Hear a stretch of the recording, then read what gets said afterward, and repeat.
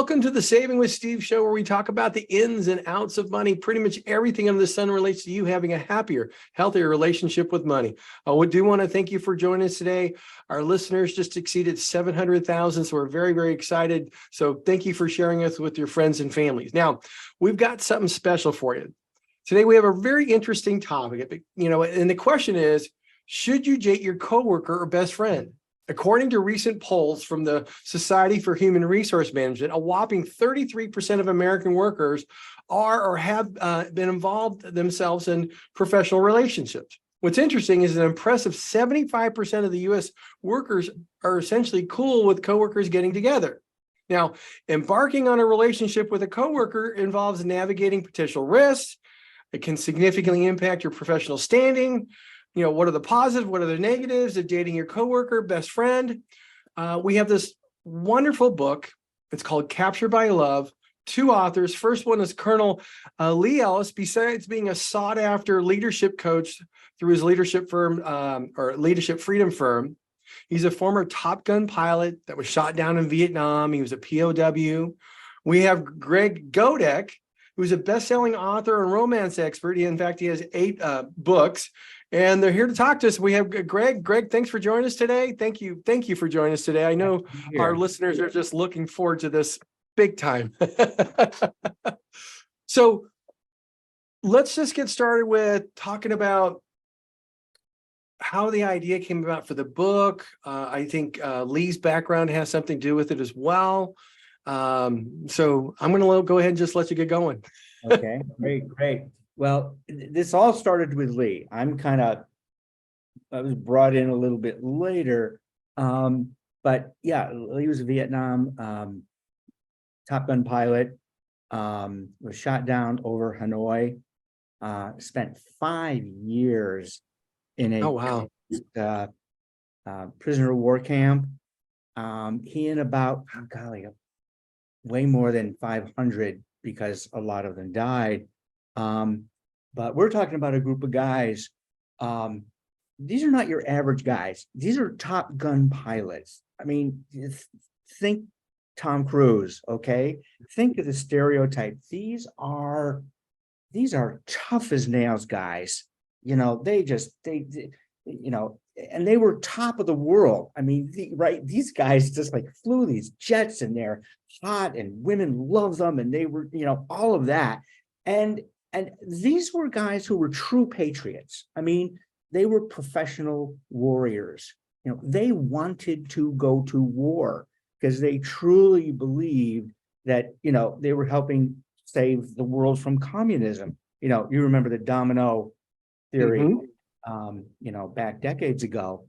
And well, he was shot down, spent 5 years there. And the insight he had later was that the skills that were required of them to survive torture and unbelievably, think of the worst torture stories you've heard. These guys have been through it. And he realized later that those same skills that kept them alive are the same skills that you need to create a great, loving relationship. And when I first heard that, it was like this brain cramp. It's like, well, what in the world are you talking about? But when you stop and take a look at it, it makes perfect sense. For instance, every one of these guys will tell you the lifeblood was communications. If they weren't able to stay in touch with each other, they all would have, few of them would have made it back alive, because staying in touch with each other, sharing information, supporting each other was critically important. Now, men aren't exactly known for being the best communicators, are they? My wife will tell you that. But these guys were, treated totally inhumanely, and the communists very much tried to keep them separated. Actually, it was this one fellow who knew what they call the tap code, which is a different version, kind of a simplified version of Morse code. And they would tap against walls, and they spread this from one guy to like 500 plus prisoners. And they were in not exactly constant communication under the eyes of the communists, but they were always communicating and not just knocking on walls. When they would be sweeping in the courtyard, they would be communicating. They would communicate by blinking. I mean, it's just, it's stunning. It's amazing. And so they learned that communication was important, trusting each other, having empathy for each other, taking care of each other, and being humble. Now, these were not humble people here, okay, right? But they were crushed down, and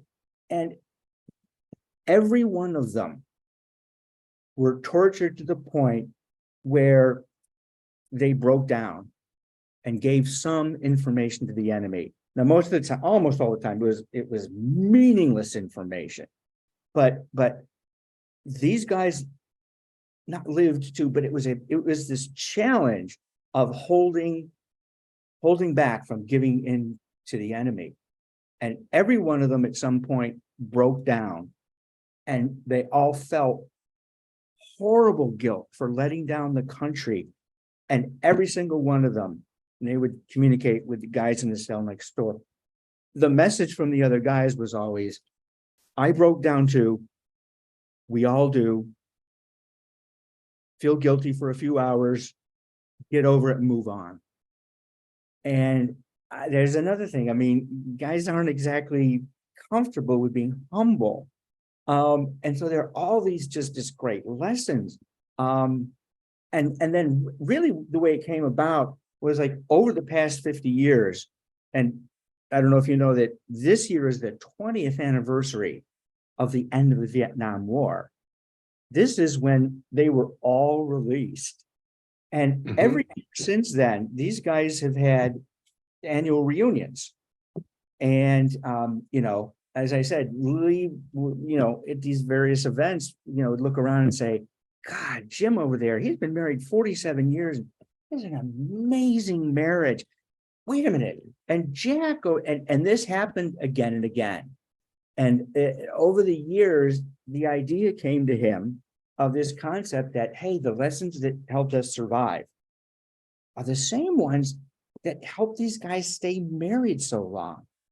And so what we've done is Lee gathered 19, he's the 20th, POWs and or wives or widows. And I interviewed all of them. And I have to tell you, it was one of the most amazing experiences in my life. I mean, we're talking 20 couples aged between 78 and 92. Okay, they've been around for a while. And they have all created, honest to goodness, what we ended up calling happily ever after marriages. And I calculated it once. We're talking among these folks, more than 1,000 years of happy marriages. And so the question is, hey, what might we have to learn from these folks? And so actually, in the writing of the book, the book is in every story, there are 20 stories, and each one is in two parts. Part of it is the guys' experiences in Vietnam, and then coming home and their love relationships. What we ended up saying, part of the title, was all of these guys were captured twice, once by force and once by love. And the intertwining of it is amazing. Their stories are horrifying. They're touching, the way these guys help each other, the way they came back, and their stories, and there are, you know, a lot of themes that are same, and yet each of their stories are different and just wonderful. That's great. That's wonderful. You know what? We're going to take a quick break and we're going to come right back with some more Saving with Steve. So stick with us. We'll be right back. Hey, Cameron, that was the end of the first segment. That was perfect timing. You ended that like on the perfect second. I'll just guess. I get going, let's see, wound up, and I just go. I try to remember to like pause No, you're fine. You're perfect. Because you know what? I actually interviewed a 95-year-old World War II vet that was he was a medic on Omaha Beach at the age of 16. Oh my God. And the stories that he told, I mean, I was just they had to edit out, oh my God, for me, like 10 times. So, and his story was about the PTSD he's still dealing with at his age. So, and by the way, he got married after the war and had still been married. He and his wife were still alive at the age of 96. So, something special there. So, let's, in the next part, could we, because I have a lot of women are like, I want to hear this. I want to know about this, you know, the benefits of dating coworkers or friends, things like that. In the workplace, the things, you know, all that kind of stuff that if we could go through that in the next 10 minutes or so, that would be wonderful. Okay. So, Cameron, we're going to be moving into segment 2 with Greg Godek, and here we go. Hey, welcome back to the Saving with Steve show, where we talk about the ins and outs of money. But today we're going to be talking about something different. We've got Greg Godek here. He's a co-author of Captured by Love, along with Colonel LEE ELLIS, who's a POW and Top Gun pilot. And you know what? We're talking about, you know, should you date your coworker or best friend, the positives or negatives to consider. And you know what? With that, Lee, I know to be very candid, I met my wife in the workplace, and we've been married for over 25 years. You know, happy as can be, love it, the whole shot. But I also saw people in the workforce that it didn't go very well. And that caused a lot of problems, whether it be their status at the company, the interaction with colleagues, if things didn't end well, there was a trust broken between the people who knew them, all that kind of stuff. So I was wondering if you could just kind of walk us through the benefits of dating the coworkers, you know, the drawbacks, what to look out for, all that kind of good stuff. Okay. All the stuff my listeners would really like to hear. First, this is complex stuff. There's not a formula for this. No, it's not. And so everybody has to really realize that, you know, it's their unique personality combined with the unique personality of the dating partner, and then the environment of work. Okay, so this is not simple stuff. Back when I was in my late 20s, I dated a woman that was shared our workspace. You know, first of all, to get it out of the way, you know, in terms of hierarchy, the thing to really be careful of is if you're dating a supervisor, someone has a management position over there, because that's really dangerous. Mm-hmm. I would stay away from that altogether. Now, having said that, you know, love overcomes almost anything. Logic and what's best for me. You know, it's like if I fall in love, you fall in love. It's like it really takes over. And so one big factor is maturity. The more you understand yourself and you know, the less you're driven by emotions, the better off you'll be, because when you do get together, the emotions are going to be very strong. And so, you know, in my relationship with Kathy, I think I can name her. There's a lot of Kathys out there, right? We not only were on the same level, we didn't work in the same departments. And I think that's a lot safer, because if you're working in the same team, as you mentioned, like the dynamics in a team and the trust and that is very complicated. Having said all that, you know, I would do it again. I think that it's here's one thing that I've never heard talked about exactly in this context here, but let me tell you something. It is impossible to hide a relationship for very I don't care if you're the best actor in the world and you're not. That I just remember Kathy and I thinking, oh, we spent the night together and then we'd walk, in toward work. And then it's like I'd hold back so that we wouldn't arrive at the same. We thought we were so clever, but later it turned out, one of my good buddies said, oh my God, everybody's known this for months. Actually, I got outed at Dodger Stadium. I was a senior executive and she worked in a different department in the training area. And I actually threw out the first pitch at Dodger Stadium that night. And she actually had tickets in another part of the stadium. And the person that I was hanging with wanted to be with his friends. And we were sitting right behind home plate. So I called her up and said, hey, come on down. And every time the TV showed up, we were eating popcorn or something like that. And everybody saw us. So everybody knew the next day, are you dating? That's good. I love stories like that. A lot of things like that in Captured by Love. So I think, I'm not sure if I have anything else to say. Dating at work. You'd also asked about dating best friends. Mm-hmm. I would say go for it, period. It's a very different situation than a work relationship. Now, I know the concern is we have a great friendship here. We're very close. We share a lot of things and so on. If we let ourselves go and fall in love and take action on it, that might ruin the friendship. Okay. Mm-hmm. That's always an issue, and you just don't know. I have friends and colleagues who have made it work and fall in love, got married happy. I've had some that have dated even for years, broken up, and it feels like about 50-50, like, you might as well gamble, but but people gamble. I mean, this is what we do as humans. We gamble with our feelings and our relationships, and it's a risk. It's opening yourself up and being intimate with someone else. My opinion, this is just mine, okay? I'm not a therapist, don't pretend to be one.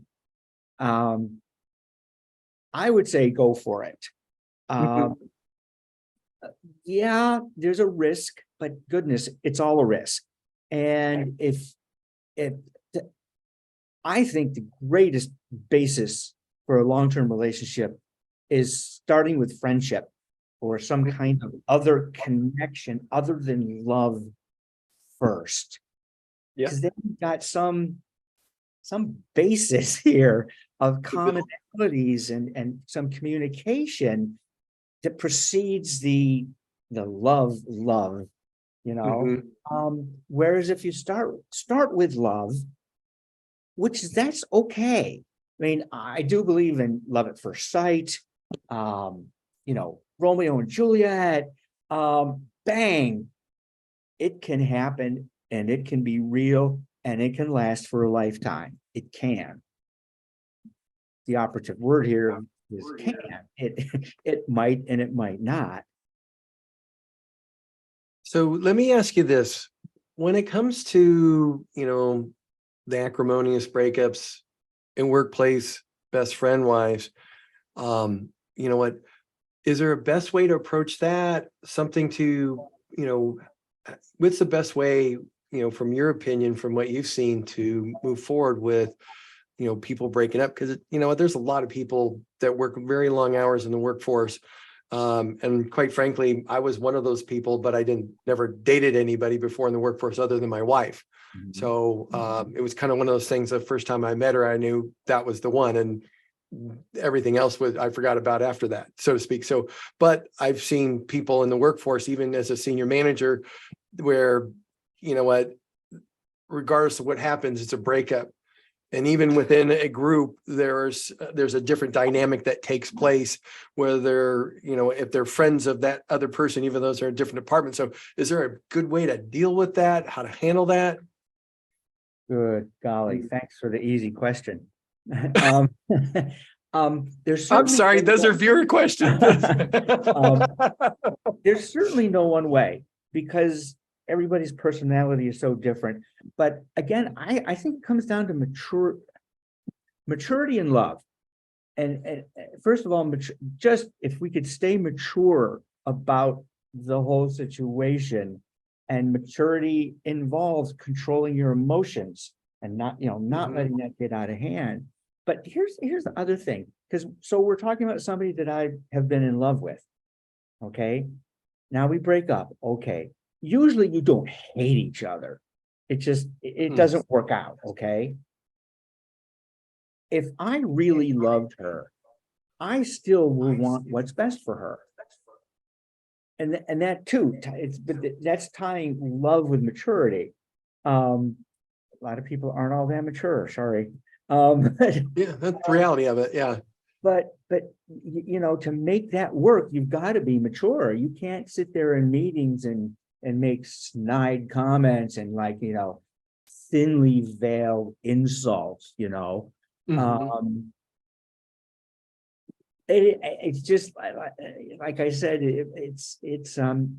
you're taking a risk, and part of being mature about it is going into it knowing that there's going to be some risk. A few years ago, I was talking with someone about this, comparing high school dating with being an adult, and actually, I think the challenge was bigger in high school because you can't avoid each other. You're in the same history class. You're walking down the hall. It's a small environment, and you're there for 6 hours a day. Even at work, there's more possibility for avoiding each other. I mean, don't get coffee at the same time, and so on and so forth. And I mean, really think back. We were immature in high school, and we were forced to deal with this. And I remember dealing with that. And, I had, I think, 3 girlfriends in high school, and I always went steady. I was one of those. I mean, I'm serious about relationships. I always have been. Never dated around. So it was a series, through 4 years of high school. And I do remember, it's like, oh my God, I'm going to have to see her. And so, and we none of us had the tools, that we didn't know as many communication skills, and the importance of listening, and the important, and just the maturity to deal with all that. I don't know. I'm glad I got out of it alive. Greg, hey, thank you so much. What I'd like to do now is, I know the book just came out. Where can people find it? Because I know many of the people who are listening would be interested in acquiring the book.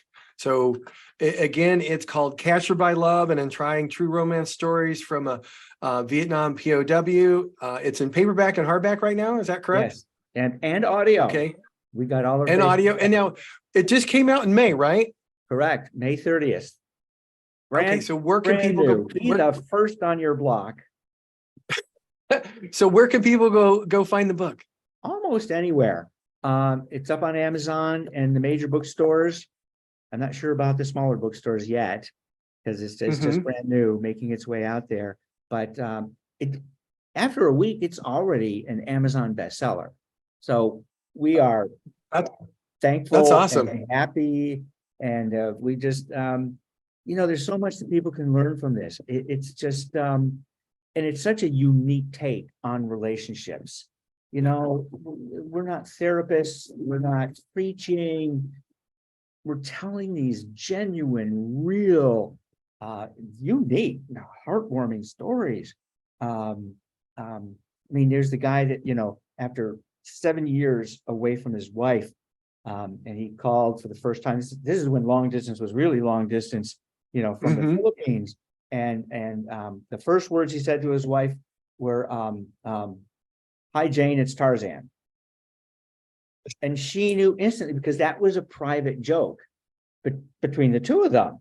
And that's one of the things about really good loving couples, that they have ties that are way more subtle and intimate and private. Like nobody else knows what that means. You get a sense, but there's a whole backstory to that. Yeah. No, that's great. That's great. Hey, Greg, I want to thank you for joining us today. This has been wonderful. I've had a blast. I know our listeners are going to have a blast. And, everybody, I see that I was just checking this out. You can go find Captured by Love on Amazon, inspiring romance stories. You want to take a look at that. We will have the link up on our website here. And, with that, Greg, I want to say thank you so much. You have a safe day, and we'll look forward to, seeing how the book does. All righty. Take care. Welcome back to the Saving with Steve show. You know what? I wanted to talk to you about the most recent retirement confidence survey. One of the interesting things that I see about this is the fact that many people have real concerns. And the reason why I'm bringing it up, because you know what? We get information from folks all the time. And you know what? We share some of them on the Money Minute segment. But when I get something like this, I feel a need to share it with everybody because it's affecting people. You know what? It's one of those situations where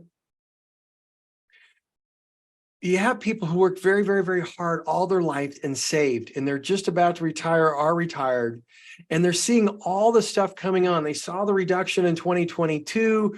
Here we are in 2023. We saw the debt ceiling. We know that there's issues with real estate where people are paying, companies are paying interest-only loans at 2% and 3%. Now they're going to go up to 7%. Hey, people are predicting real estate issues. We're starting to see layoffs. We're starting to see all sorts of stuff. And you know what? This is, these numbers are concerning people. So we're going to have this study for you on our website at savingwithsteve.us, so you can check it out. But what it's saying is 67% of retirees are concerned that the increased cost of living will make it harder for them to save money. 50% report overall spending is higher than expected. And you know what? It's probably going to stay there, because if you think about inflation, you've got, it was in 2021, it was 7%, 2022, 6.5, 2023, it's already 5%. And depending on what happens with the Fed rate next week, we might be seeing it go up or we might see it go down a little bit. We'll have to see what happens with the Fed rate. Next, 58 report that retirement balances have decreased in the last 12 months. And if you look at that, November of 2021 is when the market was at the top. If you just take the S&P 500, it was at 4,800 then. It's 4,200 now, and it's still lower than where it was. And that means people haven't earned anything for 2 years, and they're still taking out money, which means they're grinding away at their principal. 33 are not confident their money will be able to keep up with inflation in retirement. That's a big concern. Are concerned that they will have to make substantial cuts to their spending due to inflation. These are serious things that everybody out there, if you feel concerned about these things and would like to talk to somebody, go to our website. We'll be more than happy to have a discussion with you, work with you to, hey, reduce, eliminate taxes, show you how to keep your retirement balances intact, not just for 10 years, but 10 years, 20, 30 years down the road. You know what? That's what we're here for. I want to thank you all for joining us today. And I wish you to be safe and healthy. And we'll look forward to seeing you next week. We had a wonderful time with Greg Godek here with their book. It was just wonderful. The stories about romance and love. Again, you can go to Amazon and get the book Captured by Love, Inspiring Romance Stories. Look forward to seeing you next week here on Saving with Steve. Talk to you then. Bye-bye.